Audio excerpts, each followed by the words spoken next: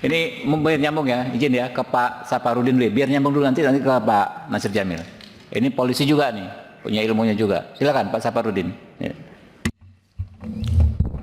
Terima kasih pimpinan. Yang saya hormati pimpinan Komisi 3, anggota Komisi 3, Pak Kapolres dan Kajari Sleman dan Bapak pengacara dari keluarga Pak Oli. Saya mau tanya dulu sama, mohon izin Pak, Ya, saya dialog langsung. Silakan. Pak Kapolres Sleman, sejak kapan jadi Kapolres Anda? Dihidupin Pak. Ya. 1 Januari tahun lalu, Bapak. 1 tahun ya. Siap. Anda sebelum jadi Kapolres sudah di asesmen belum? Siap, izin kami pada saat Kapolres masih AKBP juga sudah asesmen, Bapak. Sudah. Sudah baca belum KUHP dan KUHP baru? Siap, sudah baca, Bapak. KUHP undang nomor berapa? KUHP yang baru itu nomor berapa? Nomor Kalau sudah Anda sudah baca nomor berapa? nomor 1. Iya nomor 1 tahun berapa? Nomor 1 tahun 2003, Bapak. 2023. KUHP 2023. Ulangi. 2025. 25. Saya tanya Anda karena ada kaitannya nanti di pasal di KUHP. Berlakunya kapan sih itu KUHP dengan KUHP? Sejak tanggal 2 Januari kemarin, Bapak. Kemarin kapan? Kemarin dulu. 2026. 2026. Siap. Jawabnya begitu kalau Anda Kapolres. Kemarin kok, kemarin apa? Anda Kapolres. Harus melihat sesuatu gitu loh. Nah, sudah disampaikan oleh Pak Riwanto tadi bahwa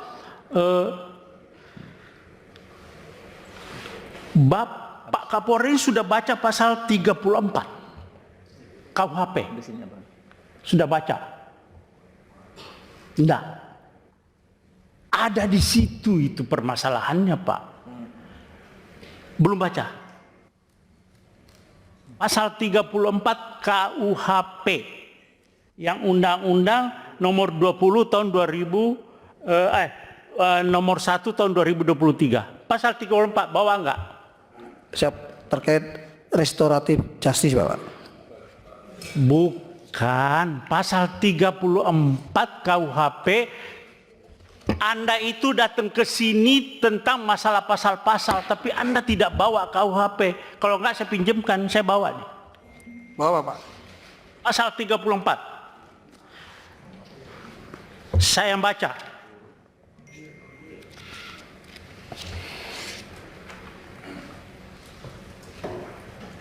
Kalau ya saya Kapolda kamu, masih Kapolda, Anda tidak bakalan sampai ke Komisi 3 dan saya sudah berhentikan Anda. Anda kok Kapolres sudah kombes seperti itu. Bagaimana polisi ke depan?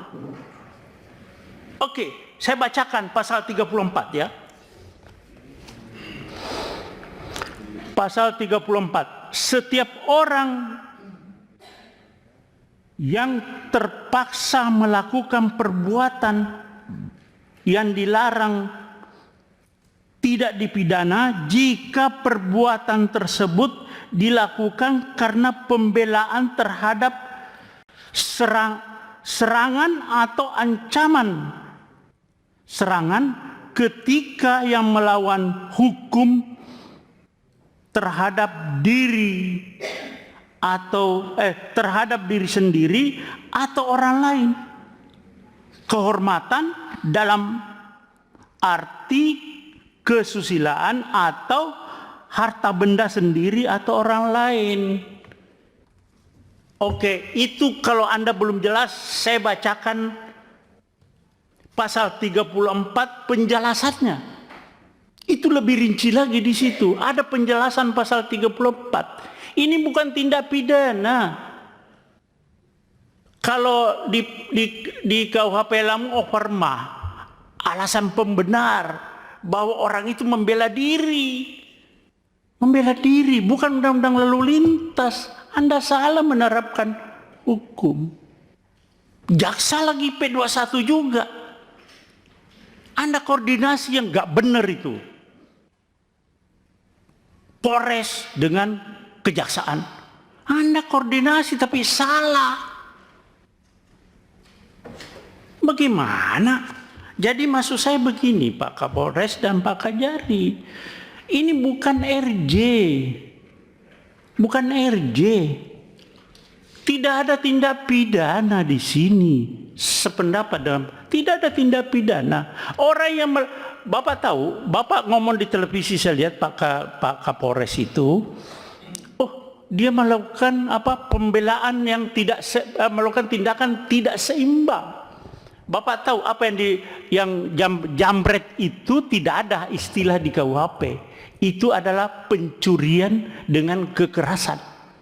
Bukan 36, bukan pencurian biasa, bukan pencurian pemberatan, tapi pencurian dengan kekerasan. Curas itu Pak, curas itu begal. Dia bawa celurit, bawa senjata tajam, bawa apa segala, bisa bawa senjata api. Nah, ketika orang itu, ini bahaya Pak. Nah, Anda bilang tidak seimbang, dikejar oleh suaminya, korban. Orang sipil Pak, tidak punya apa-apa. Orang sipil nggak punya apa-apa itu. Nggak punya, tidak dipersenjatai. Jadi itu bukan tidak seimbang. Memang justru yang tidak seimbangnya itu, orang sipil Pak yang mengejar pelaku curas. Bagaimana Bapak bilang tidak seimbang? Ya, jadi coba, bolak-balik begini, Anda salah menerapkan suatu pasal. Jadi tindak pidananya adalah curas, ya, pencurian dengan kekerasan. Tersangkanya meninggal dunia, ya selesai SP3.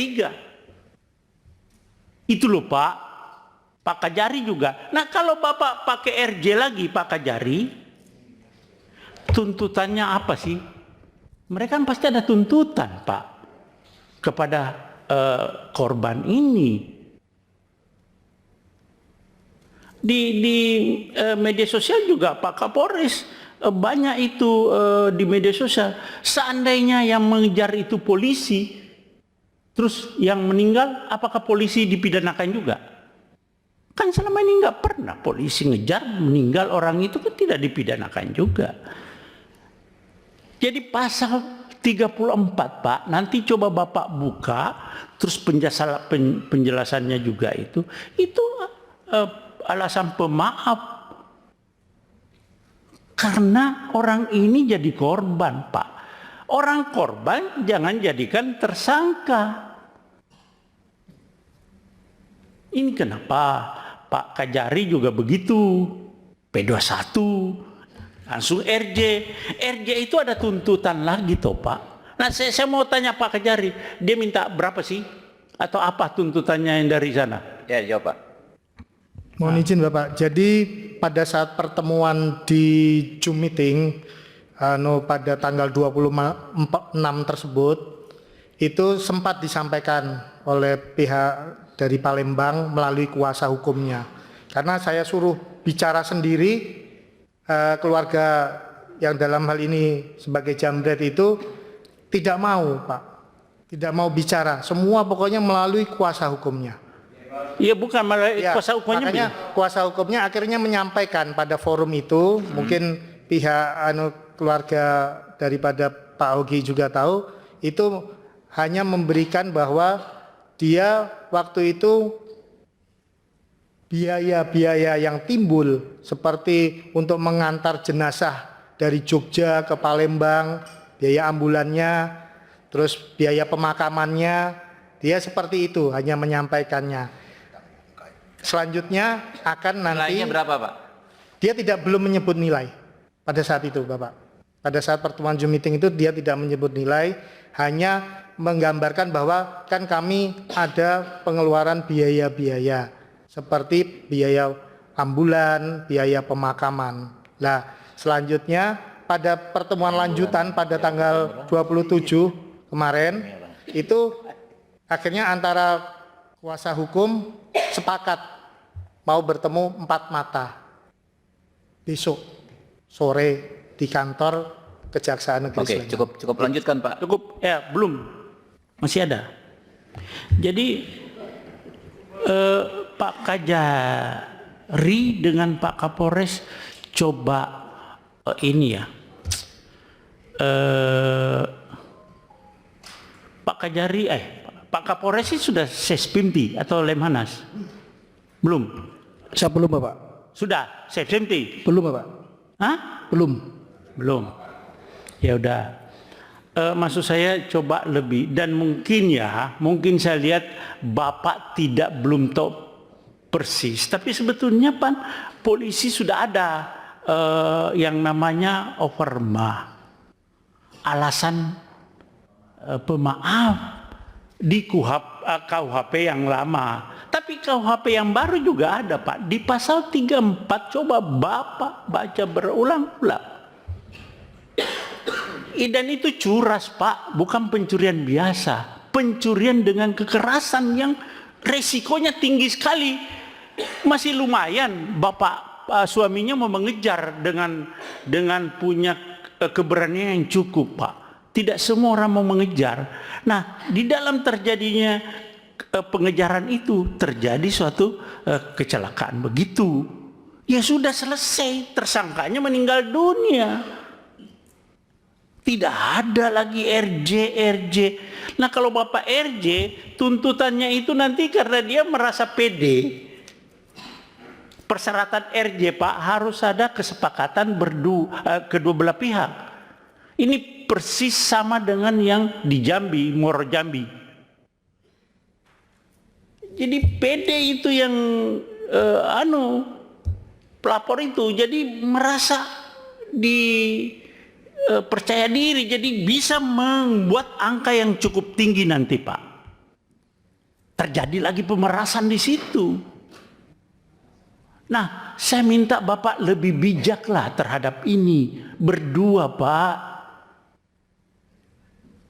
Bapak sebagai aparat penegak hukum, Bapak tahu ada alarm. Bapak bukan dengan gagah berani menyampaikan unsur-unsur pidana ini. Tidak. Coba lihat di media sosial bagaimana tanggapan masyarakat. Itu sinyal bahwa Bapak salah di dalam menerapkan pasal di situ. Iya, Pak, ya, Pak Kapolres. Coba lebih bijak.